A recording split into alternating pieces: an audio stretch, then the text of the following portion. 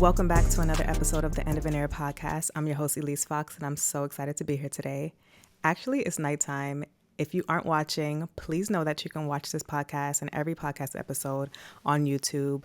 I'll link everything below, or you can just find my channel at Elise the Fox, and you can just see everything that's going on. But if you are watching this and you always watch the podcast, you'll see that my backdrop is a little bit different. I am at the Omni Berkshire in New York City, and this is like such a gorgeous, spacious hotel, like one of the biggest hotels I've ever been in. It gives old money. It's on 52nd and 5th Avenue in Madison, and it's like, it's nice. Like, it's real nice. Maybe I'll do like a little room tour and include it inside of this video. But shout out to the Omni Berkshire who's sponsoring this podcast episode, and also Wolf and Shepherd. This is like a dream of mine. If I spoke to you about this podcast a few months ago, a year ago, I always said that I want to partner with hotel chains. I want to partner with hospitality groups to, one, not only sponsor the podcast, but also be a beautiful backdrop, because I travel a lot for work. I am always on the go. I'm always on the road. So it just makes sense to have like a partnership with a space that allows me to record in a quiet space, but I also can, relax here, feel comfortable, and collaborate in a space that feels welcoming to myself. So shout out to the Omni. I've been having the time of my life. Shout out to JC who hooked this up. And yeah, it's been a time. And also shout out to Leslie. Always shout out to Leslie, who really like put the pieces together and made this happen. And yeah, so it's actually Friday. I don't know what day it is. Friday, May 2nd. Wild that it's already May. And I have a little bit of champagne, y'all. I usually don't drink at all. It's a special occasion because, one, this is my first hotel partnership, but two, I have some really cool friends in town, and I really only drink now. I think I've had a couple drinks this entire year, but I only really drink when I'm around friends who are in town. Special occasions, I'll have like a drink, but I'm not just like at home drinking like I used to.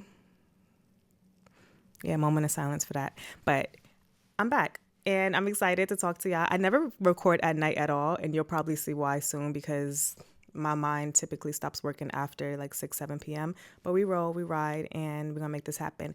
I also am recording this week because next weekend is Mother's Day, and I would have to be essentially like doing a bunch of work the week of Mother's Day, and I celebrate Mother's Day as if it's my birthday. The whole entire week is Mother's Day, so I didn't want to do much work. So I'm going to, ride this out, edit this podcast tonight, and you guys can hear it this Friday, or obviously you'll hear it today. So it's been some good energy happening. I have been having really great interactions with my friends, really good intentional time with my friends, which is something that I've been very much prioritizing. Last week, Sad Girls Club hosted a tasting for matcha that I curated with a cafe called Nyla House to celebrate Mental Health Awareness Month, which is all the entire month of May. And honestly, y'all, if you're in Brooklyn, if you're in New York City and you can make it to Brooklyn, if you want to fly in from anywhere, like, it's going to be worth it. This matcha is honestly the matcha for people who don't like matcha. With this partnership with Nyla House, Sad Girls Club is hosting 3 events throughout the entire month on Saturdays. So if you haven't signed up, tap in. I think we only have like maybe 5 tickets left, so maybe don't tap in. But we are partnering with a cafe called Nyla House, and the partnership just came really organically. And I've always wanted to have my own drink in a cafe. It's very niche. Like, I have these very specific niche goals, but I think that's the best goals to have, are like things that are just very targeted and very niche and very true to you. So I love matcha, and I enjoy the flavor of matcha. Like, I love the grassy flavor, but I also think there can be a twist on how matcha tastes. Okay, so a couple years ago, we partnered with Erwan and Bella Hadid, and we did our own smoothie. It was called like the Kinsicle, and that smoothie did really, really well. Like, the partnership was supposed to be 3 months. It did so well that Bella was like, let's run this up, and we extended it another 2 months, and it was amazing to see how much people loved a smoothie. And Erwan smoothies are like $3,000, so that did really well. So I was like, I want to do something for the East Coast girls. I'm partnering with this cafe to do events. It just makes sense to like shoot my shot and see what happens. So I shot my shot, and Kylie was like, yeah, let's do it. I said I wanted to have a matcha that's Caribbean inspired. I wanted to feel tropical. I wanted to feel refreshing. I wanted to give spring. I wanted to be like, I don't know, like creamy, but also like tropical, which doesn't sound like the most organic pairing, but we made it work. So we had a tasting last week, and we invited a few friends, a lot of girls who are in food and bev, our favorite vloggers, matcha girlies. We had Amani, Brittany, like we had the team from Lola come through. It was such a cute day. We had about like 10 girls. Tiara came through, and it was nice to see everyone's reaction. And I'm over here like sitting in the corner, but also like eyes beaming on everybody. Like, I want to see if you like this matcha. It's kind of like when you you make something for somebody and you just like are looking at them to see if they enjoy it, or you tell somebody a story and you're like, is it not funny to you? Are you gonna laugh? Are you gonna laugh?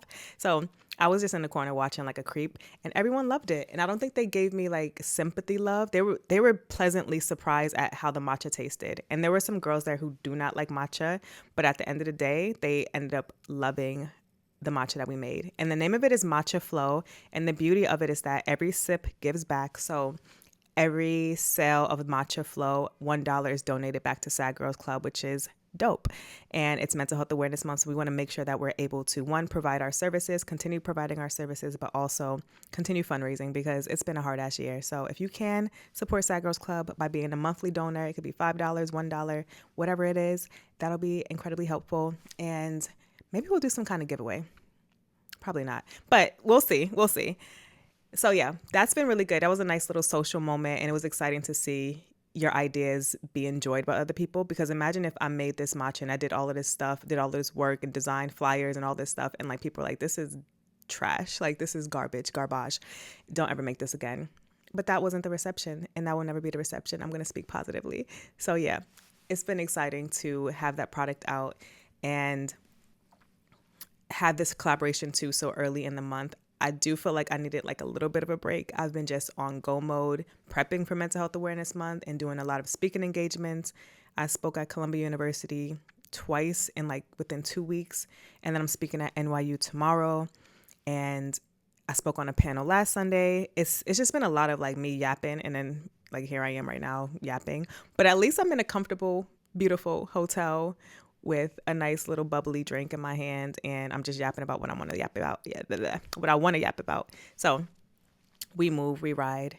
And I also have a couple friends in town. That's been really exciting. I love when like LA comes to visit New York. It's my favorite thing. Like when my friends are in town, I feel like I'm on vacation with them. So I don't know, act like I have no responsibilities, which isn't the best thing, but it's also nice to like let loose with people who I know and love and like really care about. So shout out to the people who are in town from Los Angeles. And yeah. So speaking of my Omni partnership, I think this is a great segue into tonight's topic. This will probably be a short podcast. I feel like I say that all the time. Like, this is going to be a short podcast. And in my mind, it's 15 minutes, like 15 to 20 minutes is short. But then it ends up being 40 minutes and it's a full length episode. So who knows? My laptop is actually half full. Let's be optimistic. Half full. My battery is half full. But I also forgot all of my chargers. So I have my camera, no charger, just vibing, and then my laptop that has half a battery. So this just might be 20 minutes long. But I wanted to segue into today's topic, which is like influencer culture and rates and things like that, because I posted something. I posted something on Instagram, and I did a poll as to what everyone wants to know about like the influencer world. And I do have a couple of questions that I want to answer, or just a couple topics that I want to run through. The topics that I presented were past versus present influencer rates, how to negotiate, pitching yourself, or all of the above. And 81% of people said they want to hear about all of the above. No one wanted to hear about past versus present rates, which I think is interesting because, you know, if you don't know your history, then you're bound to repeat history. Is that what the saying is? If you don't know your history, you're bound to repeat it. And I think that's like for negative things. Like if you don't know the history, then you're bound to repeat it. But I guess, I don't know. I'm going to say it anyway, probably, because I think it's important to know what it was like before, just so you can understand the landscape and how I kind of maneuver the influencer space right now. So I guess I'll start with that. It's the least interesting topic, but I think it's important. So when I first started my influencing career, I don't know, that sounds weird. When I first started doing marketing, no, doesn't sound right either. Anyway, when I first started being an influencer, this was maybe 12 years ago, and I used to really, really, really enjoy it. Like the money was great, the vibes were great, everything was just fresh and fun, and there was definitely a unique perspective on how we can storytell to sell product. And it wasn't, obviously it was product focused, but it was more about the storytelling. I think it was more storytelling led, which I think now it's more about like followers based. obviously clicks and things, but I don't know. I feel like we lost a lot of the meat and potatoes. That's what it used to be. And I shared a story a couple podcasts ago about how I used when I, like my first like my biggest modeling gig was with Olay, and I was on set with some amazing women. I think there were about 5 or 6 women. I was the only one who wasn't signed. So I probably didn't get the best deal because I was negotiating for myself. But I also was just like, I'm happy to be here. And I know I'm getting paid like a rate that I've never seen before. To be very transparent, I believe I made around $40,000 just from that one partnership. But here's the thing, a $40,000 partnership now versus what it was. This wasn't even 10, 12 years ago.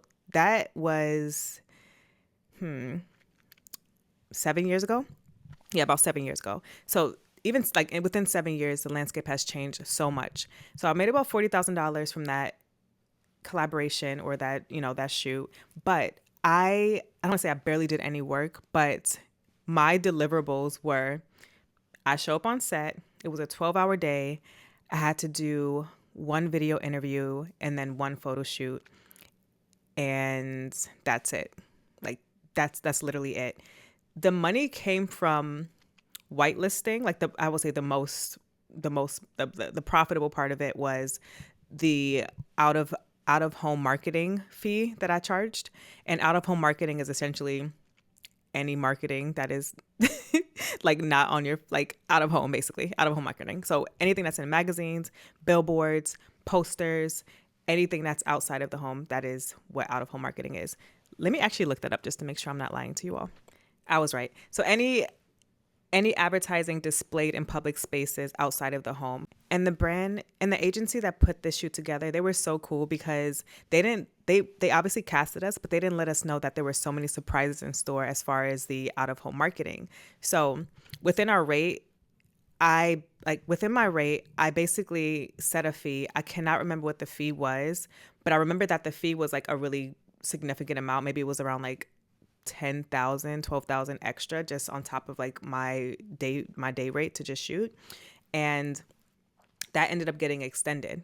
So the out of home marketing that they did, and this was iconic back like 7 years ago, this was very iconic. So I had a billboard in Times Square, and this is around the same time Beyonce did a song, or she like mentioned Red Lobster in a song, and she actually had her billboard above Red Lobster, and my billboard was right across from her billboard. So I was like, dang, that's really cool. That's really cool.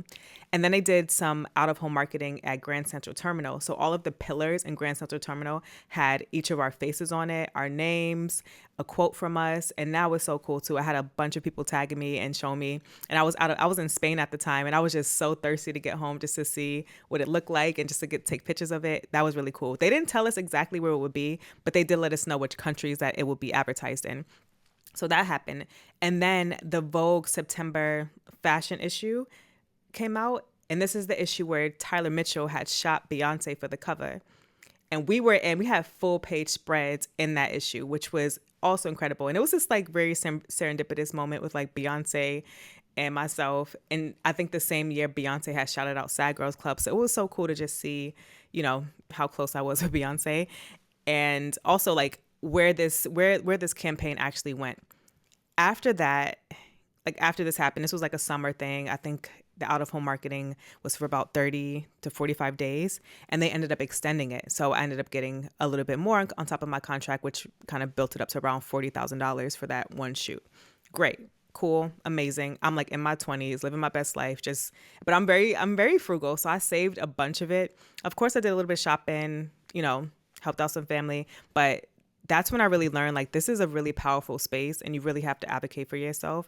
And since then, I'm always like, you got to pull for your rate. Like you really have to pull for your rate. I did that on my own without knowing really much of anything, just getting my Google on. But you really do have to pull through for yourself and for your own rates. So I'm going to be very transparent with you all and let you know, like some partnerships that I had, I don't think I'm under NDA for some of them, but if I do feel like I am, I'm just going to skip over it. I'm not trying to, I'm not trying to get got, but I will talk to you about just my rates and things like that. So the first topic is like how to negotiate. Negotiation for me, and I know this is not traditional negotiation, so don't say like, this is not how you do it. That's like dumb advice. This is just how I do it. This is what works for me. If it doesn't work for you, let me know what works for you, but don't try to blame me. So I negotiate when a company reaches out to me. I would say I've never pitched myself to a company, maybe a travel, not agency, but I pitched myself, I think, to like a resort once, but I didn't have any resort content. It was really just like a shot in the dark. I was like, oh wait, I'm going to Bali. Maybe I can try to get this trip covered. And it wasn't like authentic. So I think that's probably why it didn't stick. But anywho, I've never pitched myself for a campaign. I'll just say that. That's a whole different story. I can't speak from that perspective because it's never been me, but I can speak to if a company reaches out to you, how to negotiate. The first thing I do when a company reaches out to me, I Google how much they've raised in funding and how recent that raise was. So if a company raised like $1 million 6 years ago, I don't think they'll have the marketing budget, that will suffice the rate of what an Olay will give. But if a company raised $20 million 2 years ago, then they might have a little bit of extra Skrilla to pay out for marketing. Because I feel like a lot of companies' budgets goes towards marketing that only makes sense. You want people to buy the product, you want people to see the product. So I always look up how much that company has raised.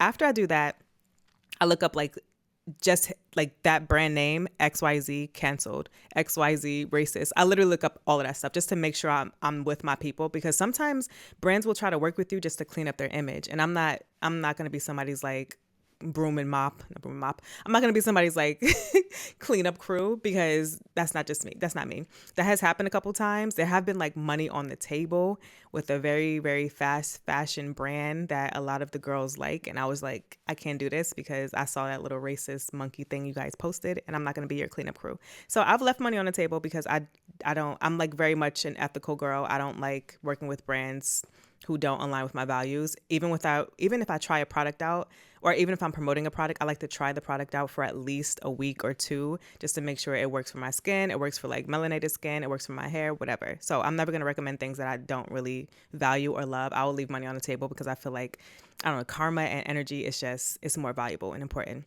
Anyway, so how to negotiate. I look up how much they've raised, and I look up if they've been canceled. And then from there, I basically think about how excited I am for this gig. Does this align with what I want to do? Will it speak to my audience? Does it speak to me? Is this something I'm going to look back on in 5 years and say why did I do that? That was so tacky. That was not a good look, and regret it.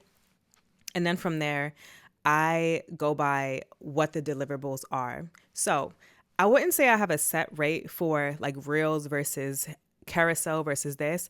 You should have a ballpark, but my ballpark inflates or deflates depending on the brand. I'm not even gonna lie.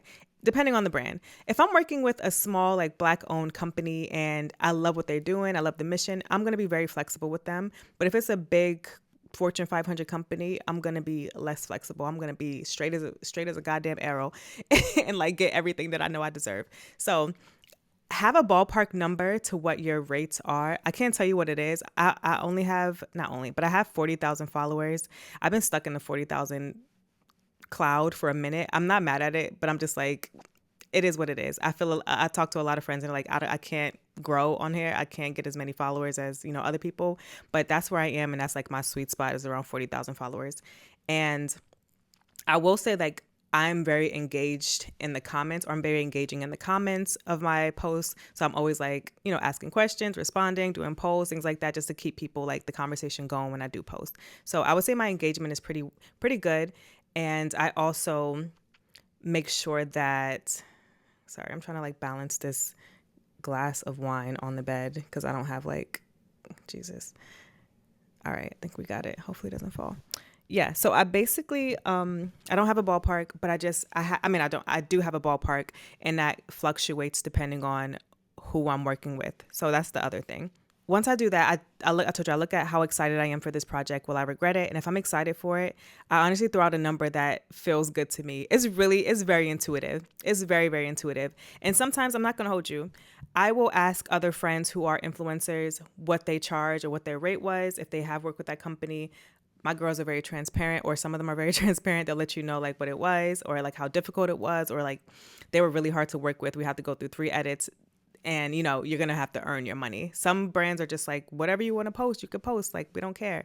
So it depends on what the brand is. But I'm very intuitive. I have a ballpark for the deliverables. So an Instagram story, I would say for a sequence of like 3 to 5 slides, I charge around $500 for a carousel post. It depends on what I'm shooting, honestly, because if I have to do like a massive, not set design, but if I have to put in a lot of effort and like go be on location, get my makeup done, all these things, I have to take that into account because I have to pay people to do that. If I need somebody to shoot for me, I don't always have somebody to shoot for me. I'm gonna have to pay them to do that. So you have to take everything into account as to what like the brief is, calculate that, and then add your rate, and then you also add what the tax is. So I tax myself, and I tax myself really high because I had one year where I did my taxes and I owed like $12,000, like $12,000.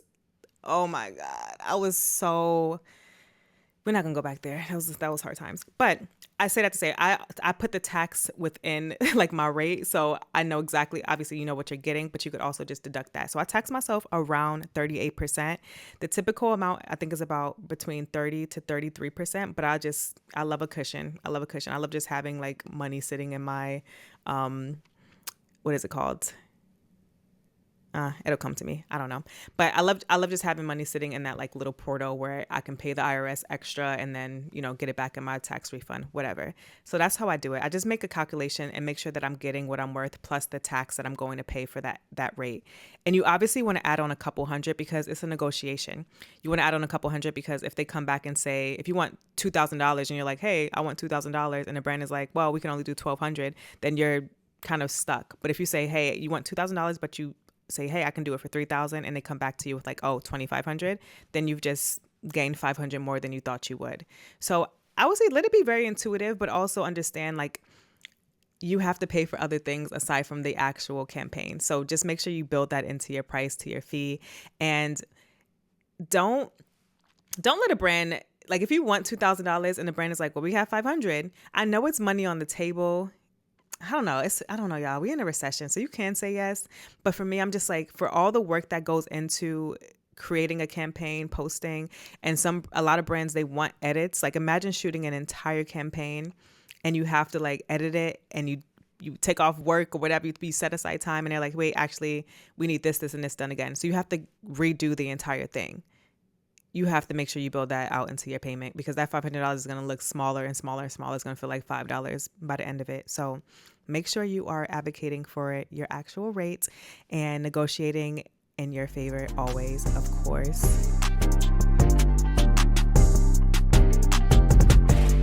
The next topic is pitching yourself. As I shared before, I have never pitched myself for a job aside from that resort that didn't get back to me. But I would say that I do get pitched to, even like on behalf of Sad Girls Club. We have a lot of writers, actors, yogis. They'll pitch themselves, and some really stand out. Some not so much, but some really do stand out. So I would say what makes you stand out within a pitch is, what are you bringing to the table that does not exist?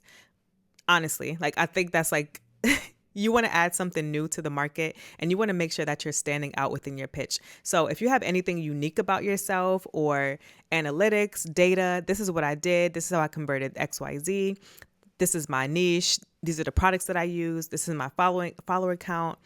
There have been like workshop hosts who have pitched themselves for Sad Girls Club, and they've had maybe 100 followers, 200 followers, but I'm like, yo, this is a great idea, and I want to get in on this before, you're unreachable, untappable. So for me, it doesn't really matter about the followers if you can prove that you're bringing something new to the table.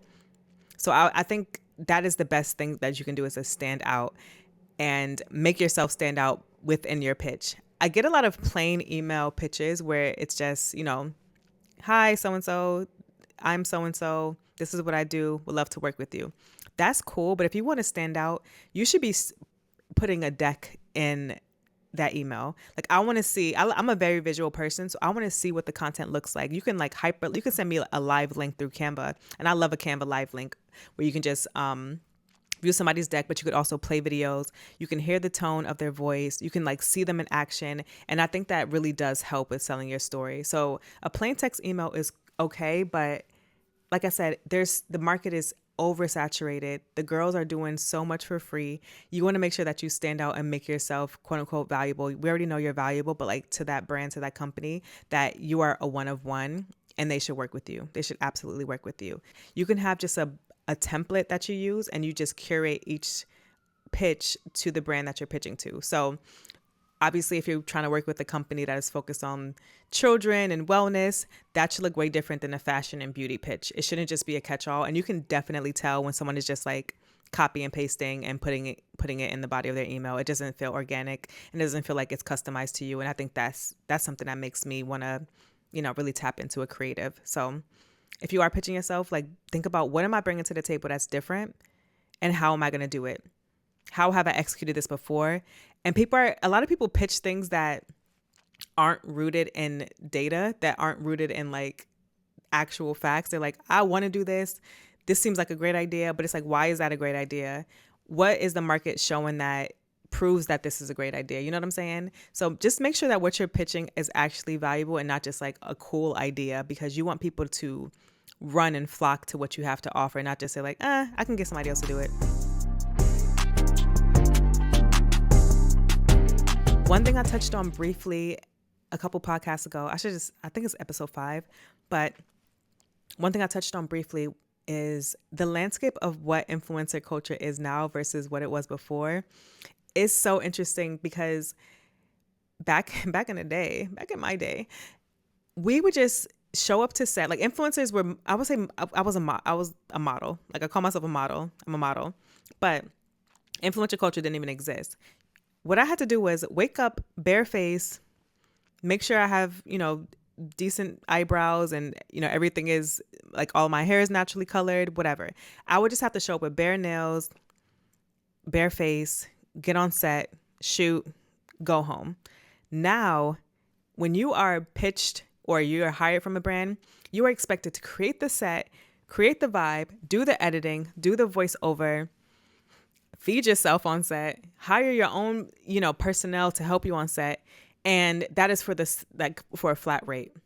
I've been on sets that have been from $20,000 to over $1 million sets. And I just had to show up, and I would get paid more on those sets than I do get offered for influencer work, where they want you to just create everything. And then you have to not only create everything and deliver it within sometimes a week or two, you also have to be open to the feedback, everybody should be open to feedback, but you have to be open to the critique and to be able to re-edit within 2 days. Some companies want re-edits in 2 days, 48 hours, which is madness.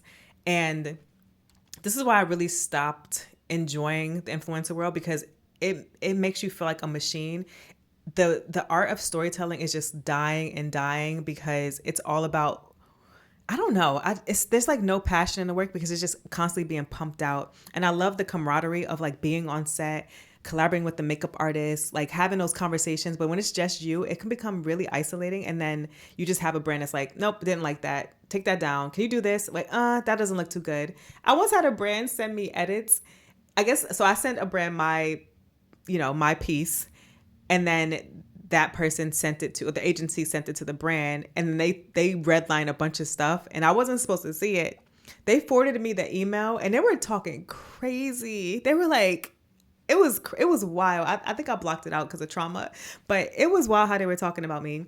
And I was just like, I can see all of the edits, but I'll make a note, and because contract signed, ink is dry, so I have to finish it. But it really left a sour taste in my mouth, because it's I'm doing my best. I'm not a mind reader, and I'm also just trying to produce this story that I told you I was going to produce. Now you want me to kind of switch it up, because I don't know. I don't know. Anyway, I'm getting bitter. But I say that to say if you are influencing, you're feeling this strain, is real. Everyone is feeling it. It's not just you. The market is changing. The industry is changing. We're also in a recession, it also feels weird being an influencer during a time where we're paying so much more for groceries. The tariffs are happening. It just feels weird to be in this space. And I've been finding myself pivoting away. I'm just kind of sauntering backwards and looking for something new, looking for something different. And I love so many creatives. I feel like Skylar is an incredible storyteller. I have a couple others, but I don't know. I just named her. But I have a lot of favorites in the industry, but it's also just it's just so hard. I see how much work goes into it, and I hope that the brands see how much people are invested in this world and in this not mission, but in this world of storytelling. Because I feel like it's going to be a lost art, like the way commercials are built or commercials are produced. Sorry, y'all, it's getting late now, so I'm fully like, my brain is like, girl, what's going on? But I should probably end this soon. But I just had to say, I really do hope that the industry shifts a little bit and has a bit more, I don't know, openness or newness, or just gives back more, because we are in a very, very hard time, especially if you're in the United States. There's a lot going on, and we're only 5 months in, and who knows what's going to happen in the next few years. But I do see some great, opportunities, but it's dwindling.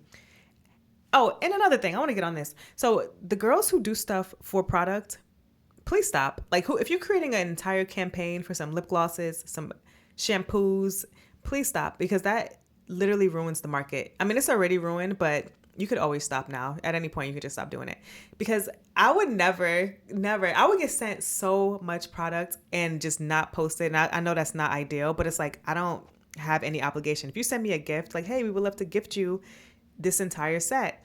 Okay, cool. I love a gift. Thanks.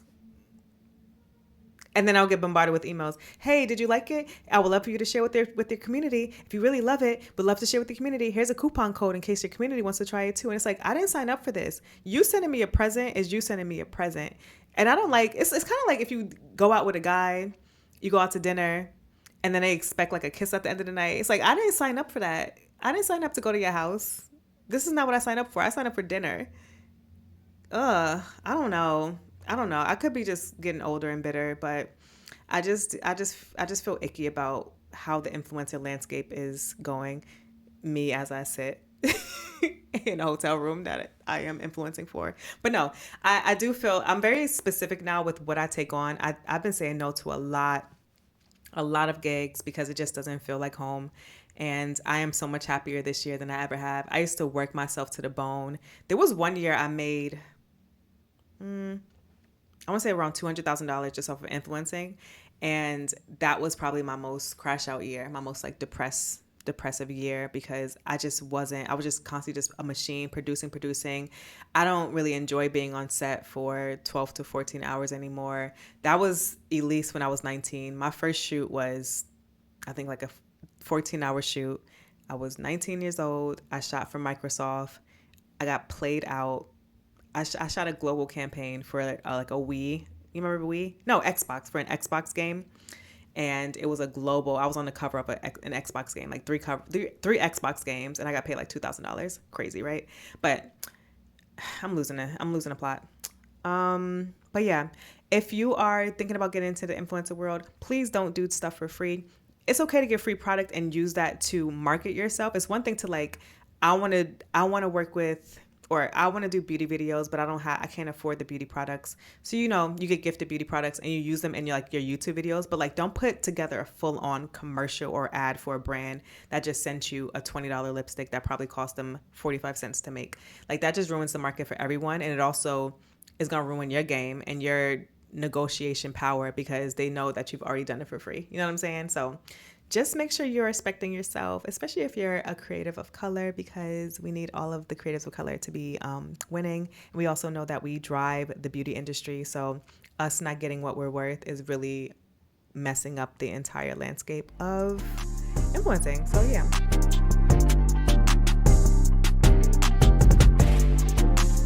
Okay, so let's get into the mic drop moment of the week. Like, me doing this short podcast is supposed to be 15 minutes. It's probably 30 minutes now. Mic drop moment of the week. It's okay to disappear and come back stronger.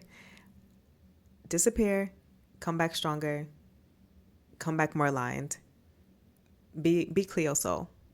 Thank you so much for listening to the End of an Era podcast. I'm your host, Elise Fox, and it was so amazing chatting with you tonight. Thank you so much to the Omni Berkshire in New York City, and also Wolf and Shepherd for sponsoring this podcast episode. And please like, comment, and subscribe. Leave me a review. Let me know if you like this podcast. Let me know if you like nighttime podcasts versus daytime, because I feel like my mind is in a completely different place. But yeah, I hope this is hitting, or hope this hit. I love you all. Thank you so much for listening. And please like, comment, subscribe. More so, leave me a review. If you're going to do anything, leave me a review. I just want to know that you are jiving with this. And if you are from outside of the United States, like, let me know where you're from. I'm so curious as to how you found this podcast, and also, how you're enjoying it, and how big of a joke America is in your country. Okay, bye. Love you.